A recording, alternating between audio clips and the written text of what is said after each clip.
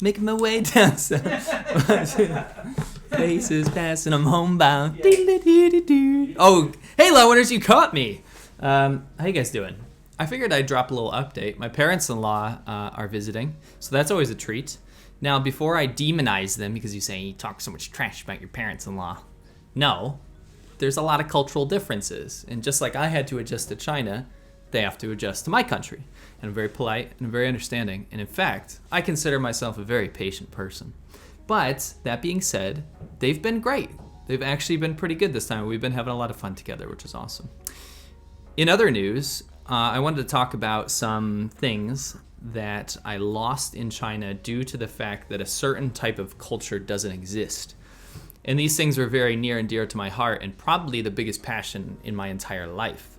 So I'm going to get into that a little bit. Also, I'm going to be dropping some serious news, so make sure you stay tuned probably around halfway through this video. Now you're just going to skip halfway through the video, aren't you? Huh?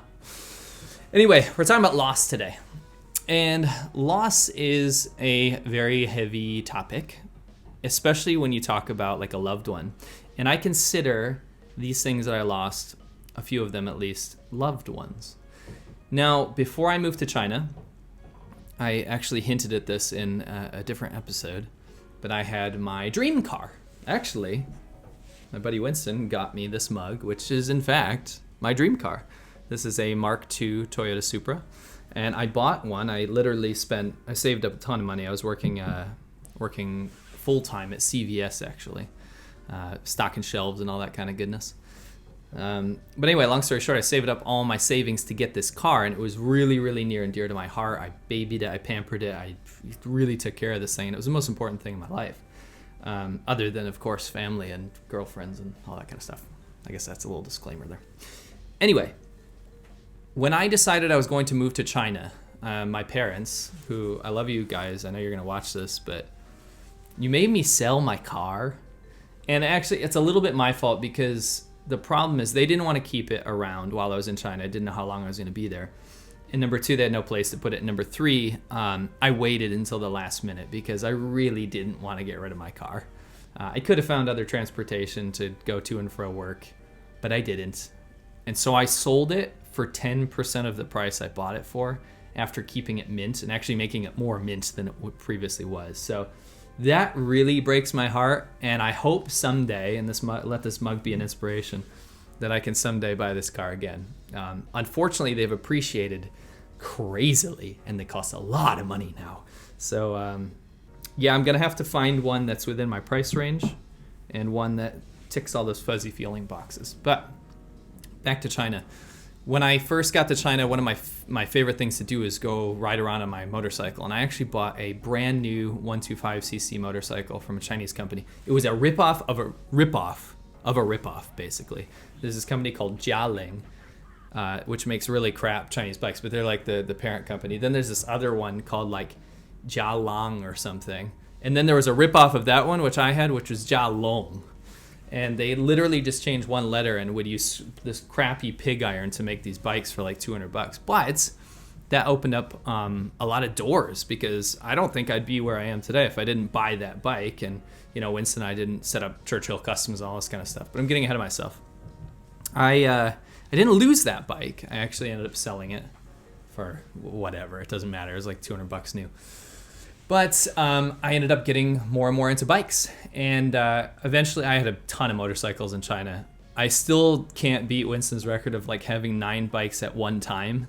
But I did have quite a few motorcycles. I had a couple dirt bikes. I had a sports bike. And my first real entry into this crazy fast motorcycle realm was my Kawasaki ZRX 1200R. And that thing was probably stolen. It was put together in hodgepodge with like garbage Chinese parts as well. But I still had the motor and everything was like, it was super fast and crazy. And it was the dumbest bike to ever own in China. But I come from a country where you can go if you have money. So I think I spent like, I don't know, $9,000 on it. You go and buy a motorcycle or a vehicle and it's yours. But in China, because motorcycles are banned in a lot of these places, you don't ever actually own it. You're at risk of losing it every single day you take it out. And so it's illegal to just even have these bikes. In most places now, you can't even have a bike, period, even if it's legal. a legal bike, and this wasn't. So I went on holiday to visit my family and actually ended up losing that motorcycle to a friend of mine, like someone I was hanging out with for like almost a year.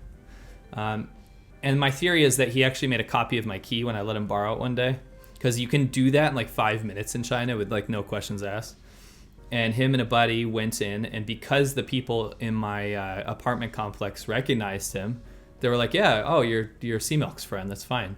And took it, and he actually left the city I was in Inner Mongolia, and went back to his hometown or something. And at that point I had had enough, and I was moving down to Guangdong anyway. But I lost like a, I don't know, $7,000, $8,000, $9,000 motorcycle because there was no repercussions. I can't call the cops and be like, hey, my illegal bike was stolen, right? So they're not going to get it back from me. I did try my best to try to track it down, and eventually it popped up in his WeChat feed, and he had taken it to a really cheap paint place, and he put like a gold exhaust on it and changed it from green to like piss puke yellow.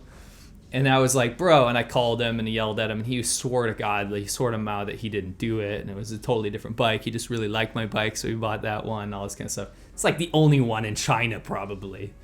Anyway, that was the first thing that I lost. Another thing that I lost in the beginning was when I first tried to register my school, my training center, and it ended up, I got my license revoked and ended up losing that school in this like small little office space that I had because of the name and the logo. It was called New York American English, and they said it was too politically controversial, and my license got revoked. I didn't have to pay like extra money for another license. I did in the long run because prices went up after I tried to re-register another school, but I didn't like lose everything I put into it. At the same time, it was ridiculous to lose my way of life and how I made my income like overnight just because the cops showed up and said no. And I have a feeling it was because like other competing schools owned by other Chinese people in the area, you know, gave them a call and they're like, make sure all the papers are in order. And this actually happened to my second school. They would come in and they would be like, oh, you need 2 fire escapes. And I'm like, there's literally like 1 room. Why do I need 2 fire escapes? This building's already built to code. No one else has that, and they're running businesses out of this building. And I ended up selling my business license for that, but I did lose my first school theoretically. The next thing was a pretty big deal. Winston and I actually rented out this space, kind of in this, I'm going to call it a relocation village. So what happens is when China needs a plot of land, what they'll do is they'll go to the villagers that live in these kind of ramshackle houses and say, you get this amount of money, we're going to give you a stipend to go live somewhere outside the city, somewhere in the outskirts, in these like concrete tofu buildings basically, and you don't have to worry about anything. And that's the dream of this lost generation, is that they don't have to do anything for the rest of their lives. And that's a whole different topic, but long story short, we actually thought we were quite safe renting a garage space in one of these relocation villages, because that was already a relocation plot that the government had allotted. But it turns out, I think it was about 3, turns out Winston's behind the camera, was it like 3 years? Yeah, about 3 years. About 3 years into that, we got a notice that they were actually going to relocate that village again. So the bulldozers started coming in. We didn't actually stick around to watch our shop get demolished, but it was definitely on the list. And yeah, we had like a week. Yeah, we had a week to get out basically, and we didn't get our deposit back. Nothing worked out, and we had to sell tools for nothing. I think we had like, I'm gonna say $10,000 in tools, parts. Everything that we did, motorcycles, like half disassembled motorcycles, right? Yeah. So all this stuff probably added up to like 10 grand. We ended up selling it for $800. Yeah. $800. Yeah. No joke. The guy came with a big truck and he was like, he was so happy. Yeah, this guy showed up with this blue truck and he just piled it on. He was like, hell yeah. He even tried to like bargain us down. We're already like tears in our eyes, you know. KDX. Your KDX got everything. Anyway, so we lost that due to this lack of regulation, or actually I'm going to say too much regulation, because you can't really own anything in China. It could be taken away from you in a split second, especially if you're a foreigner. There was no recourse. We couldn't go to court or something and like try to fight the provincial government to not take this plot of land. So lost that. Then the last thing that I lost, which is a pretty big deal, was my car. You guys know that I obviously really, really like cars, and this is going to tie into what I'm about to tell you guys, but there wasn't a whole lot of legal options for me to get to build a track car because you can't modify your cars in China. Number two, there was no good cars that came out in China. Cars are really, really late in the scene, so they didn't get cool things like Supras or Corvettes or anything like that. I would sometimes see like a 3000 GT rolling around, but it was totally illegal, and it was right-hand drive because it was like stolen and smuggled in from Hong Kong. Totally illegal on the road. Those people lose those left and right, but they want to drive it for a little while before they get caught. Long story short, I got a legal car because it was a Lexus IS200, which came out in China. It only came out in automatic, though. So I had met this guy, a real piece of shit, absolute second-generation rich kid that thought he was ballsy enough to start his own like car modding culture scene in the city. And I was super excited, and I was obviously duped and warned against this, but this is what happens when your passions have been stripped away for you for like, I don't know, at that point, like 7 years. You can't do what you want and you feel trapped. So you start to learn the gray areas of China and you see other people doing it. They're modding their cars. They're, trusting each other and doing all this kind of stuff. But because I was a foreigner, I could never really enter the scene per se. So I was ripe for getting taken advantage of. And even though I was promised that after the engine swap, I was a 1JZ VVTi, 400 something horsepower. After the engine swap, manual swap, they did a terrible job, by the way, but it was a driving car and I could actually use it, and it was super fun and really, really fast. I always felt nervous because this guy told me that, no, don't worry, I have connections, I'll get your registration taken care of. It'll be registered as like a modified car, and it always came like that on the registration. Even changing the color of your car in China is illegal. But anyway, long story short, he never got me that registration.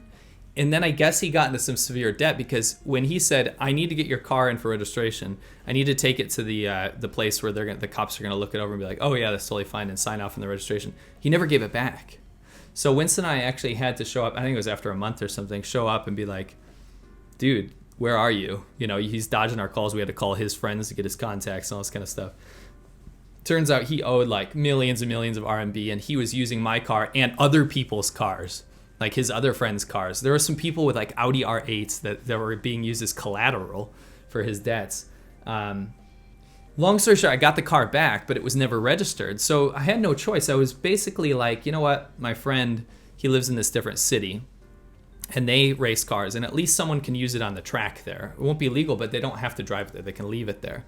And they have all kinds of crazy JDM cars that never came out in China, but they're allowed to drive them on the track. So I was like, I'll take a loss. I'll sell it there. So he drives it to his city, and it breaks down because they did such a bad job with the intercooler or something. It's something seized up in the engine. And he got caught by the cops when he was broken down, and they're like, this car is completely illegal, and they literally just towed it, and he had to like stay at some shit hotel in the middle of nowhere. Calls me like voice trembling, like, I lost your car, dude. And I don't blame him. He was doing me a favor, right? But that was another thing that was lost. And all of the stuff that I lost was because as a foreigner, it's difficult to do anything. You have to take a huge hit to your hobbies, unless you're like a chess player or something. If you're into cars, if you're into the stuff that me and Winston were into, to do everything, you have to do it in a gray area, and you're always going to end up losing. You'll never end up profitable in this situation because everything is illegal. Even really, really basic stuff, like I want to put a nice exhaust on my car. I want to change the color of my motorcycle tank. All this stuff is illegal in China. And the absolute bureaucracy surrounding all of these scenes makes it almost impossible to get into this kind of stuff. So, what is something that I couldn't do in China that I can do in America? That's buy awesome cars. And that's exactly what Winston and I have done. We've created a show called Worthless Whips. It is already live. We already have the first and second episode up, where we find a car. I'm not talking about finding like some shitty minivan. We find a cool car that we feel is underappreciated, maybe something we've always wanted, and try to use a $1,000 budget to buy it. Then Winston fixes the car and teaches you how to fix the car. Everything he did really with just hand tools, not like we don't have the garage that we did back in China. We're doing this in a friend, I should say I'm forever indebted to this friend's garage. He's literally letting us use his garage because he doesn't use it to fix these cars, teach you how to do it. And then we test and review the car, and we actually find out, like, now that we got it back to its original form, because Winston's like a master mechanic, Now we can actually go test it and see if it actually holds up to today's standards. And we run 0 to 60 tests. We're going to do all kinds of cool stuff and review the car properly. And then at the end, try to sell it for a profit, because we're buying these heaps that have potential, thus worthless whip. It's a worthless car, but it has some worth to it innately, and we give it worth. So it's something that we've always wanted to do. It's something we kind of did in China with the Churchill Customs with motorcycles, but now we can actually pursue it in a proper way. We're going to do bikes too, but primarily focusing on cars. I really want you guys to check out the first episode. It is a 1985 Toyota MR2, that little kind of stormtrooper looking weird square boxy wedge with a mid-engine layout. We did a pretty cool thing with that one. So I really want you guys to check that out. Then in the second episode, Winston teaches you how he actually fixed all the bodywork and paint and all this kind of stuff for like under $100. So it's super cool. Now the way this is going to work is every month, at the beginning of the month, we'll have a new car. Throughout the month, Winston will teach you how to fix it. But that first episode every month will have everything from start to finish. Buying, fixing, testing, reviewing, and then selling. So everything's done. So for the people that don't care about repairs and stuff, you can watch the entire entertaining episode without all the like, oh, this is how you do this, this is how you do this. It's the entertainment episode is the first in the month, and then throughout there, the people that are interested in mechanics and want to learn something about this stuff, they have the repair videos throughout the month. So we're going to mix it up. We're going to do all kinds of weird cars, and I actually already have 3 or 4 lined up. And so you don't have to like wait for months and months. Oh, I'm taking a break from YouTube. No. Everything's on track. The biggest disclaimer I have to give you guys is nothing is changing. So despite this video being me talking about this channel, this is not me shutting down Laowinner. This is not Winston shutting down SerpentZA. This is not us stopping ADVChina or ADV Podcast. Everything remains the same. It's just now we have an outlet for our hobbies, and we want to use all the skills that we've learned from filming to editing to fixing things and put them to use. So I really want you guys to check out Worthless Whips. And actually the people that have jumped on the Patreon, which is crazy. We really haven't pushed it or anything, but people that support us on Patreon already are going to get a lot of information about this behind the scenes stuff. But there's a separate one to help us kind of get this channel off the ground since it's not monetized. So the people that have actually jumped on this patreon.com/worthlesswhips thing, they have already voted on like the next cars that we're going to do. And it's been super, super fun. So there's going to be giveaways and all that kind of stuff. But we're going to give away a car. We're going to give away a car. But if you're a regular patron to Laowinner or SerpentZA, no need to fret. A lot of the same content will be posted up there as well. It's just that there's going to be a little new group kind of around this patron as well, especially before we get this whole monetization thing off the ground because it's such a new channel. Anyway, I want to say thank you to everyone. I hope you enjoyed this video. I hope you understand that I'm not bitter about all these losses because everything that's happened in my life has culminated into something else. And I'm glad that I've had you guys along for the journey. I love you guys, appreciate you guys, and I want to say thank you so much, Laowinners, and I'll catch you on the next one. We want to go and find cool cars that, would usually be out of the range of a high schooler to buy. Fix them up for real cheap. And then I will sell it for a profit. That's probably why the car's crashed. I don't think it's legal to drive without a door. It's not a mail truck. This is the worst car I've ever driven in my life.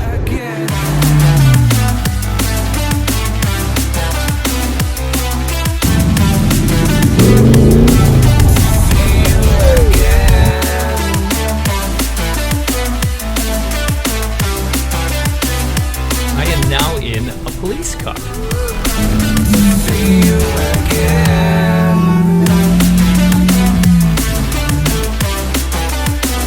We're definitely going to lose a lot of money on this one. I can't believe how much money we made on this car.